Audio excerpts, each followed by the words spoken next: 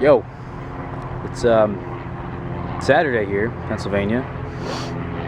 It's the 24th or something. Who the hell knows? February 20 something.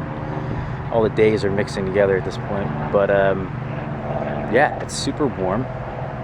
It's been like 70 here in the past week. Really, all my trees and things outside in the ground are starting to wake up because it's so warm. Global warming is such a great thing for people in the north because, it's warm. We love that, especially in February. But the problem with that is that stuff's waking up. It's not so great for or really just for the earth. But I just wanted to give you guys an update of what I'm doing today and, show you around the orchard and the garden and see what the hell is going on. So let's get to it. Here we have a bed. If you guys remember, you've seen my other videos, maybe you saw my garden tour last year. I basically took everything out of here. And I switched this bed around a million times. I switched this bed around a million times. And I finally, just settled on something. And this is a pear tree that I planted last year, and I just moved it. And then this bed's going to be filled with pear trees. It's going to have another pear tree here, another pear tree right there at that stake. So, it's 3 feet apart. Essentially, like this bed over here, you just have one scaffold going out towards the camera, and then one scaffold going out straight ahead. And then that's how you can achieve that spacing. And then under the pear trees, I've planted about 75 strawberry plants. And I didn't mulch this thing just yet because I'm waiting for some compost that I'm going to buy. My compost pile really isn't doing much just yet. I think it needs to warm up.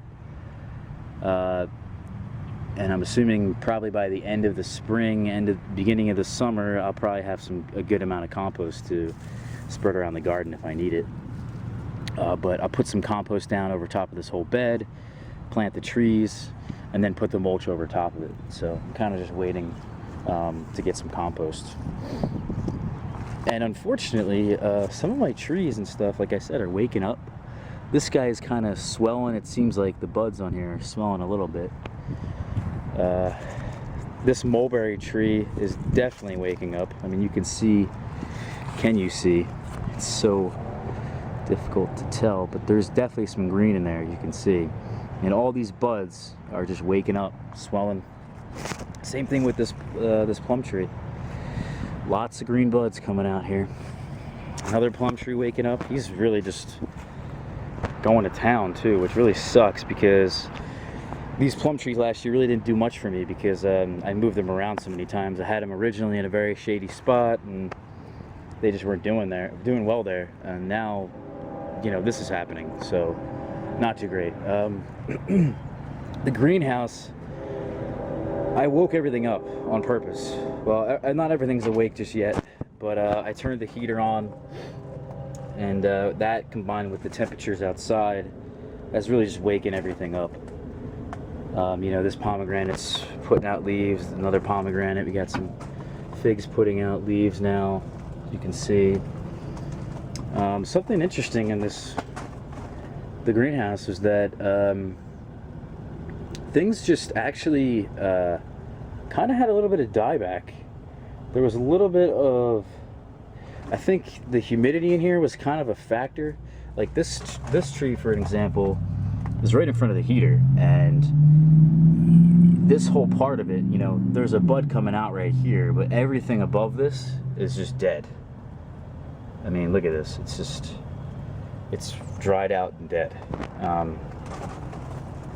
And I think a large part of that has to do with the humidity. I think for most of the winter time, this greenhouse has just been super humid, It's just been very humid, and I couldn't really control the humidity too well because it was just cold, and I didn't want to open up the greenhouse. And then this heater would kick on. It would lower the humidity, and especially if it's something so close to the heater, like this tree, it would just get a lot of dieback. You know, this tree down here got the dieback. You can tell what the dieback is by the color, actually. You know, this is like a normal color right here, and then it gets red up here, and that's just completely dried out wood. The other problem I think I had in here is that I just haven't been able to water these guys. Unless I came out here with just a hand water, you know, container, that would take forever. But I think that's really what I need to do. In fact, today I'm gonna turn on the water, the spigot outside, and really just water the hell out of these things, because they are waking up and they definitely need some water. Last year I actually went the whole winter time without watering any of them, and you know, they were completely fine. So who knows what it is. I'm pretty sure it's the heater and the humidity. I'm sure the water has some kind of effect on it.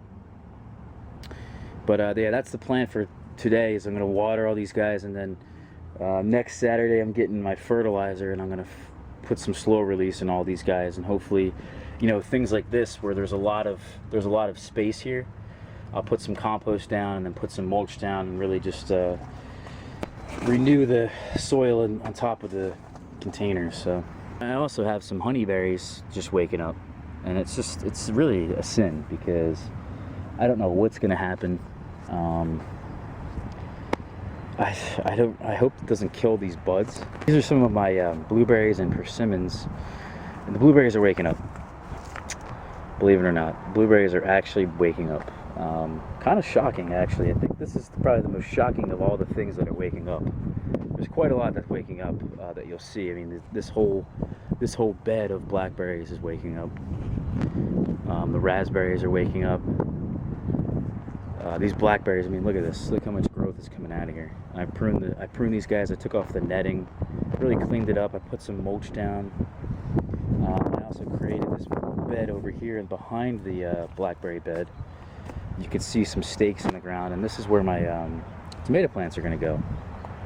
In May, I'm going to plant these out. And I have some EMT conduit posts, which are 10 feet long. So I'll tie up the tomato plants throughout the year up to that post.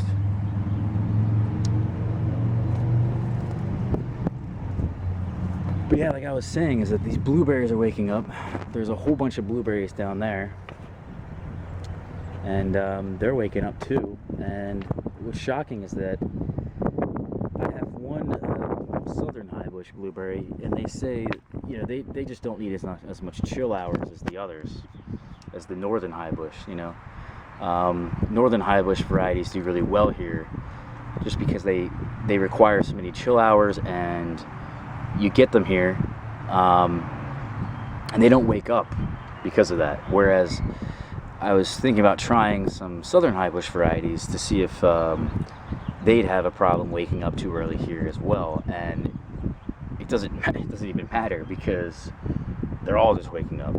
I haven't seen any kind of evidence to, you know, say that one variety is waking up more than the others. I mean, it's kind of disappointing, but you know, we'll see what happens. I think it'll be okay, as long as they don't, as long as nothing flowers just yet.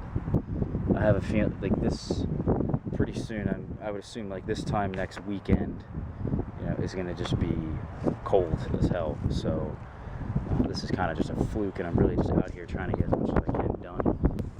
One of the big things on the agenda today is these cages. I showed you guys this in one of my winter updates. Is I created these cages here, and I filled them up with mulch, with leaves, in the fall time, and you know, this is really good because this gives a lot of nutrients to the soil.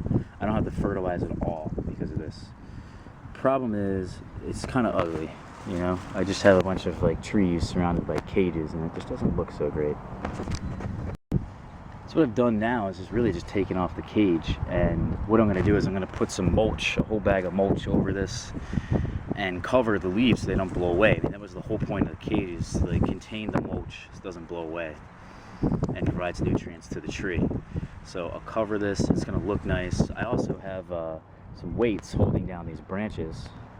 Maybe I'll show you guys an update of this at some other point, and why I'm doing that. But that's pretty much all for today. Thanks for watching.